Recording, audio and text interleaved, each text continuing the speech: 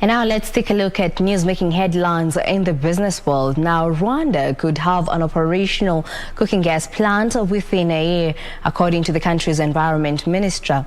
Now, the government is working with private firms to fast-track studies aimed at paving the way for setting up a cooking gas factory and ensuring the plan is a success. Rwanda has now opened gates for investors to tap into the available green investment opportunities. Here are the details of these and more across the continent. Rwanda is open for green investment, which includes shifting from biomass energy to clean cooking energy. This is in the latest step to end reliance on wood fuel for cooking.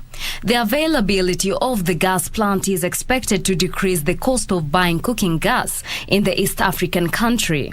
The project involves the construction of an offshore gas extraction facility, along with onshore gas processing and compression plants for CNG.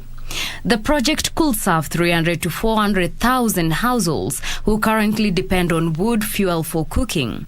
The development comes as Rwanda, like many countries globally, has been hit by a price hike in petroleum products, partly due to the conflict in Ukraine. Meanwhile, South African Reserve Bank announced that it was placing Ubank under curatorship with immediate effect due to corporate governance issues, failure to diversify business model, and inability to inject sufficient capital, among other issues.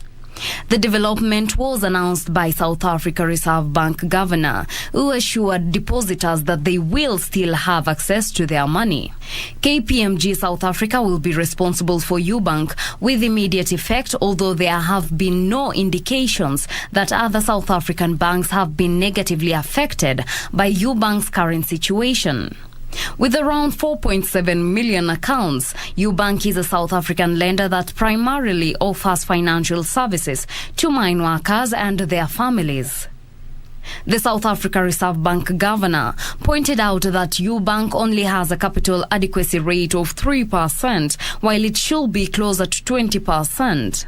However, Ubank remains open for business, remains highly liquid, and will continue to grant loans. Egypt Prime Minister Mustafa Madbouli said that the U.S. cumulative investments in Egypt rose to $24 billion in the field of energy, petrochemicals, infrastructure, tourism, agriculture, and industry in financial year 2021-2022. The U.S. is a major strategic partner for Egypt, and the Egyptian government is always seeking to strengthen bilateral relations and cooperation between Cairo and Washington.